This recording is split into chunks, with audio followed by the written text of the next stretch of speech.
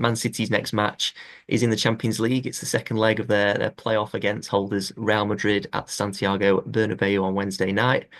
City were on course to claim a first leg win when they were 2-1 up at the Etihad heading into the final 5 minutes, but they suffered another late collapse with individual errors seemingly, costing City once again. Brahim Diaz, former City player, equalised, and then Jude Bellingham got the winner for Real Madrid in stoppage time to seal it a 3-2 win. So for that, City now they need to overturn a one-goal deficit to progress to the last 16.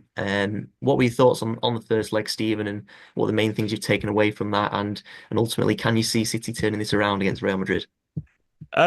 Yeah, they deserve the win overall in the balance of play. I thought City had good spells in that game, but ultimately, I think if Madrid had taken their chances, it could have been a little bit more uncomfortable. The team, Guardiola very much leaned on.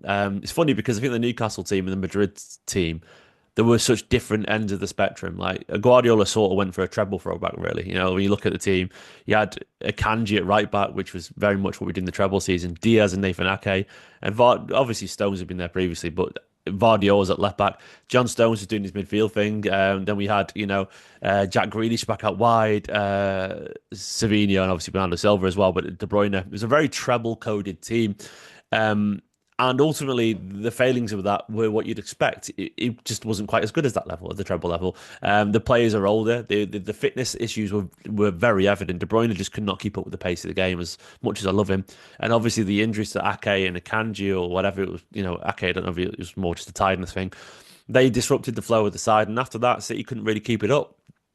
And we were okay at times, but we were far too porous. And the familiar failings towards the end of the game, where we just couldn't keep control of it, we couldn't keep our cool, lost our heads a little bit. Defensive mistakes have been compounded this season, and they were there again. It was very frustrating, but all too familiar. And that's the thing is about the Newcastle game is that the issues we had against Madrid is that we couldn't keep it up and we couldn't run. Um, I guess we could at Newcastle. That's the thing. When he got to the 70th minute, City just doubled down and scored another goal and kept the ball. And that was such a rare sight for a City side. It'll be harder against Madrid, of course, at the Bernabeu. But, some of those problems could be solved simply by the different setup and the different team. On paper, the team is not quite as high quality because it's younger and inexperienced. But that could be the tonic that we need. And Madrid had a difficult weekend, 10 men running around against Osasuna because Bellingham was sent off in the first half. Only a draw there. And I guess, they could feel at their stadium that it's with City's weaknesses that it's sort of job done. It depends what City turn up. I'm hoping Guardiola just plays the side against Newcastle, really. Live and die by the youthful sword, because even if it is a defeat, it's still showing the levels for these new lads. It's showing Kusanov, it's showing Nico, Savinho as well. Obviously, I keep forgetting he joined just this season. It's showing it's been a long season, man. It feels like he's been here for about 4 years already, Savinho. And it's showing obviously Marmoush as well, what it's like to play City, what it's like to play at the Bernabeu at the highest level. I wanted to see him start them because I want them to start. If for one, it's a logical answer after Newcastle, which Guardiola came out and said, if we'd played like that all season, wouldn't have been 22nd in the Champions League. We would have been in the top eight, and he's right. So Guardiola saying that, acknowledging it, looking at the weaknesses against Real Madrid in the first leg, all the solutions seem to point towards playing the same team against Newcastle. And after that point, you never know. You just never know. I think they'll still win Real Madrid, but I don't see what you've got to lose from. It's set up just to play the same team again, to give these new lads the experience. And I think it'd be a missed opportunity to not do that because we're playing for the future now. I don't think we're playing realistically to win the Champions League right now. Let them have that lesson, that life lesson, which will be invaluable for them. And who knows, maybe they actually have the tools to correct our weaknesses. Because I don't think it's a great Real Madrid side. It's got great players, but I don't think it's a great side, a great team. So go for it. Play those young lads and see what we can do. Yeah, I mean, I just wondered the fact that both Kevin De Bruyne and Bernardo Silva were given complete rest against Newcastle. There, Yeah. two guys trusted by Guardiola. You just wonder whether they're probably going to come into the team now, and if they do, you just wonder who's going to maybe be replaced as well. And of course, Akanji's injured, so they're going to have to change someone at right back, and Grealish is probably going to miss out as well at the moment. So Yeah. someone's going to have to come in on the left wing. So you'd expect there will be some changes to the lineup. Yeah, almost certainly. I think the injuries force it, and I think the performances sort of force it as well. Really, Bernardo is Guardiola's right hand man. I think the most likely switch is probably. I don't see how you can not play Savinho and Marmoush after the weekend. I just don't see how you can't. And I thought Phil Foden was good as well, playing more of a classic 10 in the pockets. And, he wasn't as a second strike. He was a little bit deeper and playing the passes to Savinho, Marmoush, and Haaland. And he played well, and they all did. And Haaland played as the captain and led the line from the front. The Marmoush cannot be dropped after a hat trick. Savinho cannot be dropped after that performance. And he was good against Real Madrid too. Savinho was a bright spark.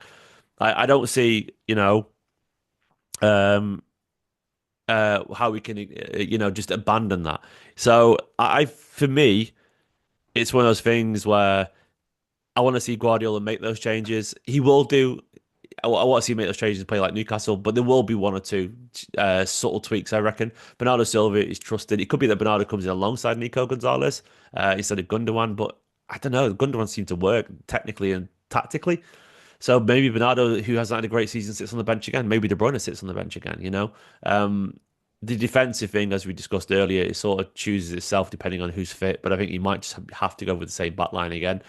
And I think, with no Grealish and the fitness of the other players, I think once again, you might just have to go with the same team again, really. So, yeah, Could you see maybe, obviously John Stones played in midfield. Do you think if one of Diaz or Aki were to be fit, do you think you could see John Stones in midfield again? And do you think he could actually play alongside someone like Gonzalez? yeah, absolutely. I think that's a very logical one. I think Stones was pretty good in that Real Madrid game as well, the first leg. If Diaz returns, it's an immediate switch there. You have Diaz alongside Kusanov, so you've got an older Kusanov and a younger Kusanov there. Similar players, just one with lightning pace. But then Stones can sit ahead of him with Nico Gonzalez, and that's a big physical midfield, and they will have fun, against Real Madrid. They'll enjoy that battle. So I can definitely see that.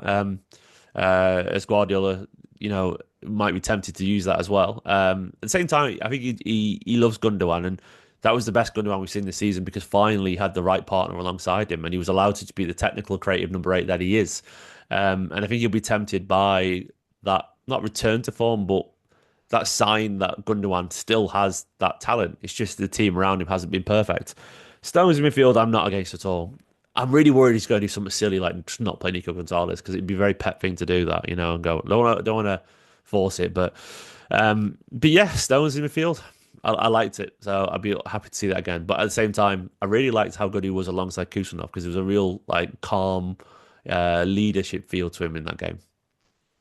Yeah, I think Kusanov really benefited from Stones, so it was just Yeah, agree. having someone that experienced alongside him in defence. I think that really helped him.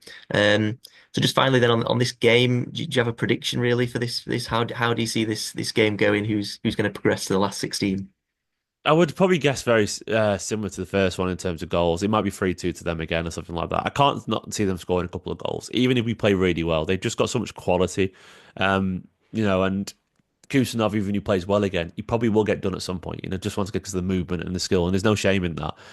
I I feel though the difference is might be a bit more of a battle, and I think if we lose, it might be more like head held high loss, where ultimately Vinny Junior put it in the top corner for 20 yards, and what can you do about that? Something like that. Whereas but we played better, missed a few chances, we were looked stronger, but they got us on the counter attack a couple of times because we were chasing. It might be that kind of game. I still think they'll win. Yes, we'll go 3-2 Real Madrid because at the Bernabeu where we are currently. But maybe I need to be positive. Maybe I need to predict my side, predict win. But it's Real Madrid in the Champions League. Guardiola said we've got 1% chance of winning that. And if I think for my own sanity, I'm not going to sit there and pretend, I've got faith that we're going to turn it around because it's such a massive ask. I think I need to be realistic and protect my own mental health there because Madrid are Madrid and there's no one like them in world football.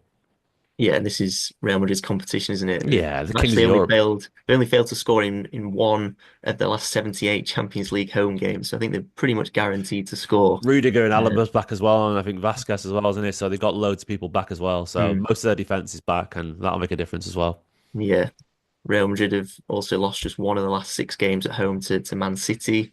Um, I mean, you can't rule City out entirely, I don't think. And I think in this game No, as well, I think that the first goal, I think, is going to be pretty crucial. I think if Real Madrid were to score 4-2 in aggregate, psychologically for City, it could hurt them potentially. But if City were maybe to silence the Bernabeu with an early goal and make it 3-3. It could make things interesting. Football's a crazy game at the end of the day. Anything can Yeah. happen.